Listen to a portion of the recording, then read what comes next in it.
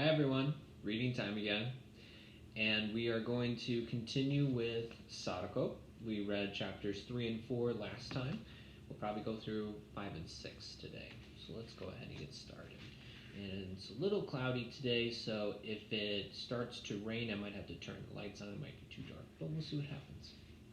So next, chapter 5, The Golden Crane. The next morning, Sadako woke up slowly. She listened for the familiar sounds of her mother making breakfast, but there were only the new and different sounds of a hospital. Sadako sighed. She had hoped that yesterday was just a bad dream. It was even more real when the nurse,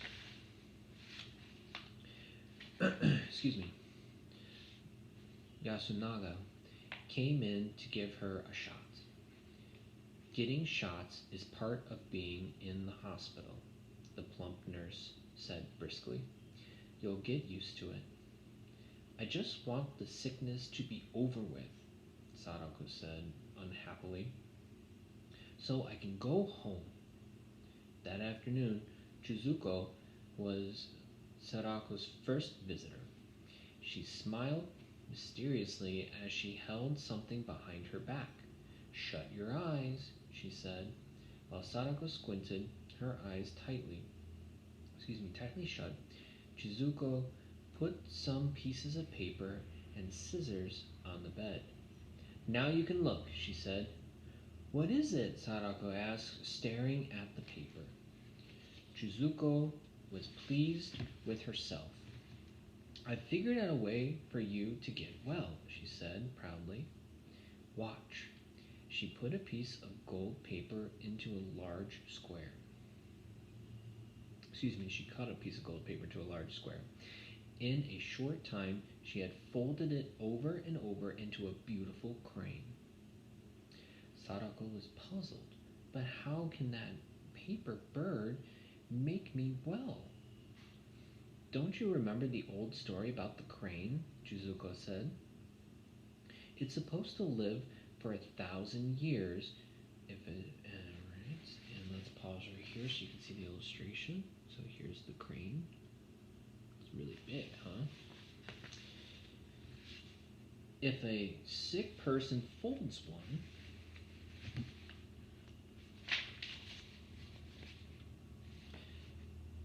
1,000 paper cranes, the gods will grant her wish and make her healthy again.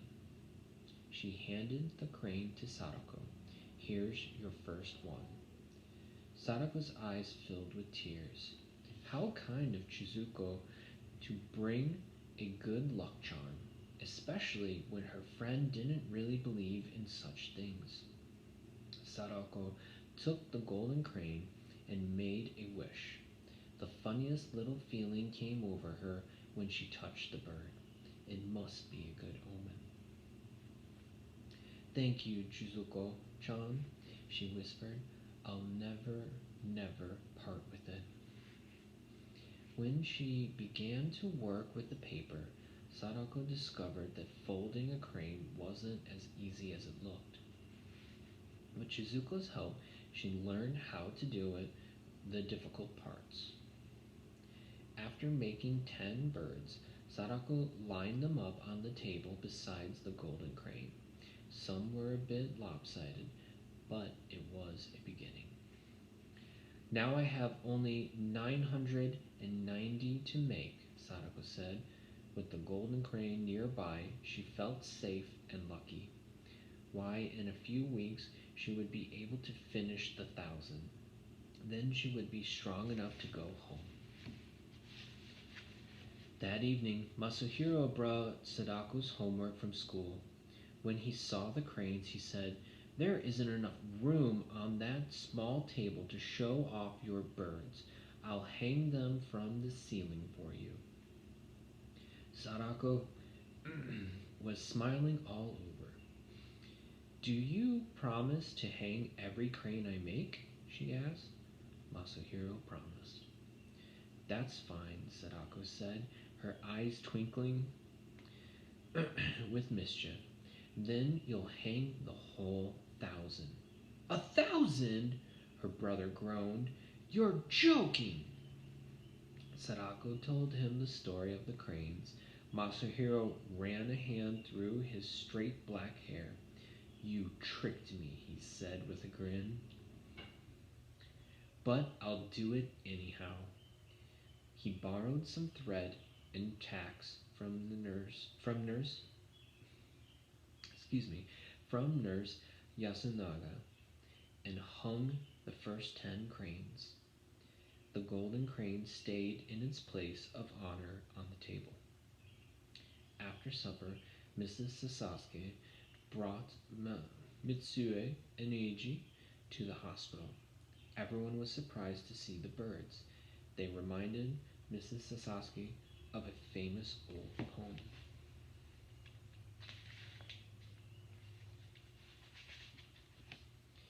Out of colored paper cranes come flying into our house.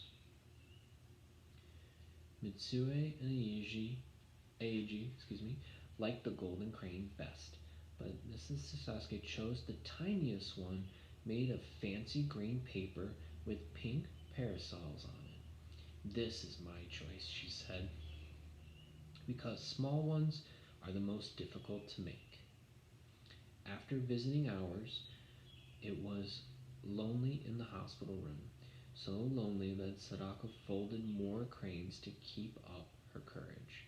11. I wish I'd get better. 12. I wish I'd get better. And here you can see the cranes, and they're hanging them from the string. 6. Kenji.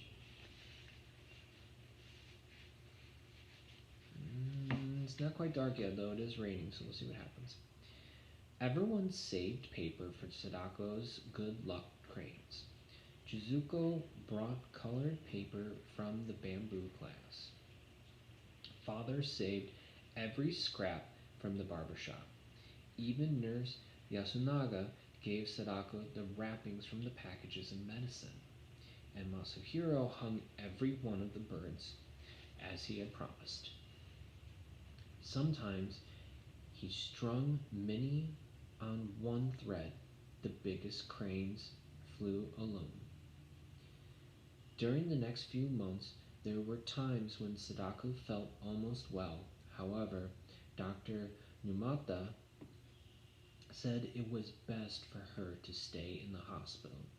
By now, Sadako realized that she had leukemia, but she also knew that some patients recovered from the disease.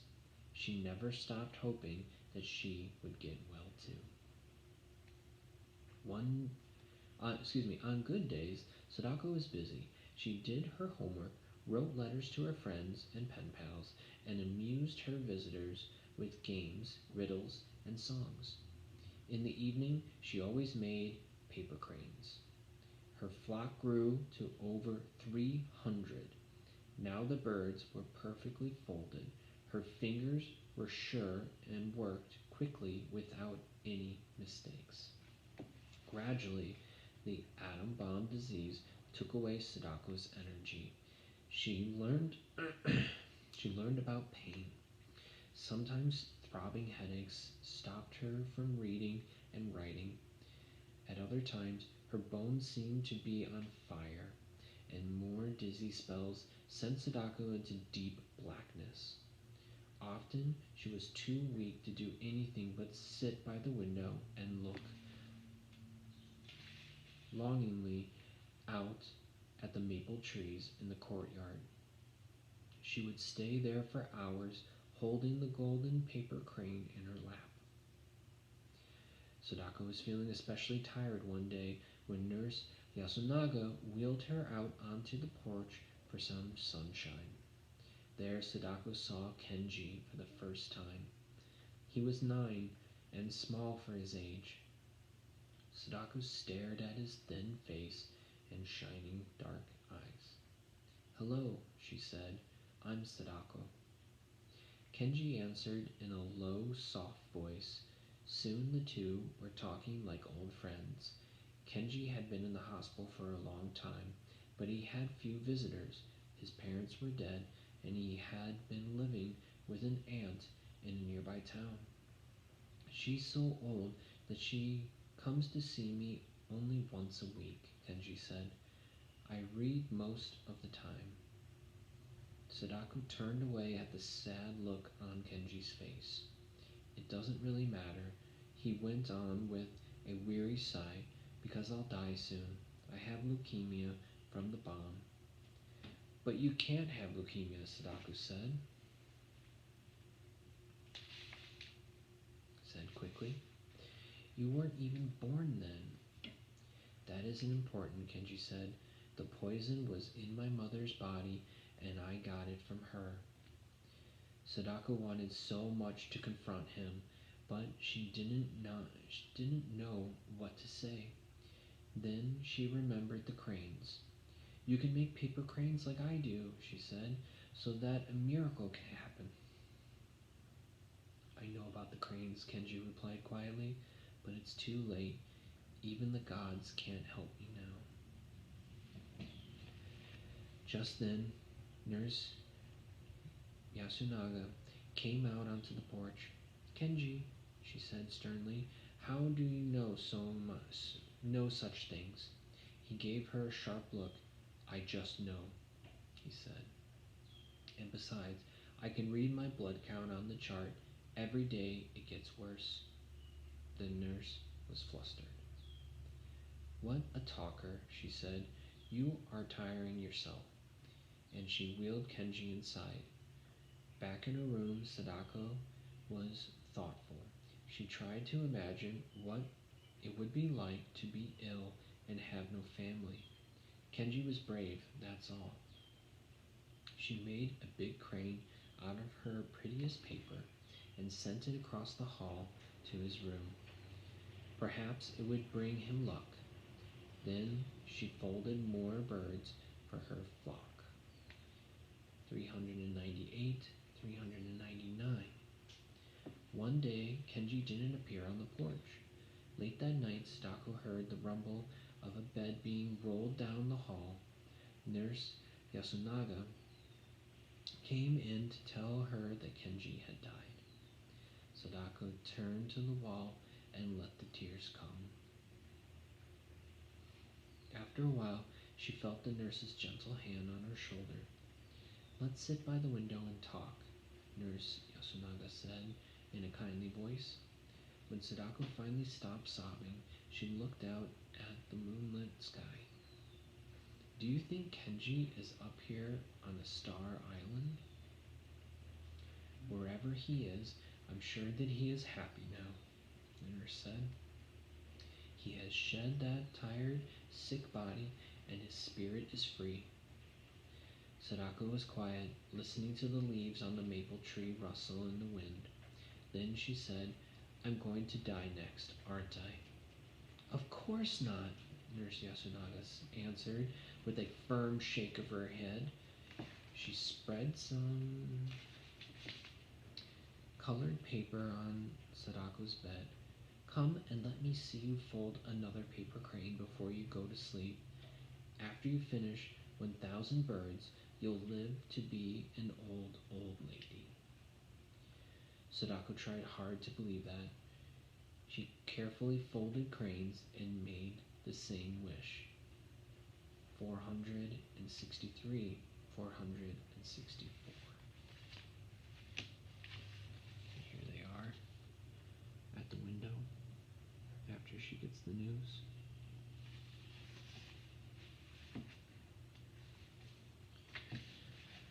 Alright, we're almost done, but we'll go ahead and pause there for today, and we will pick up next time with Sadako and the 1,000 paper cranes. Until then, see you next time.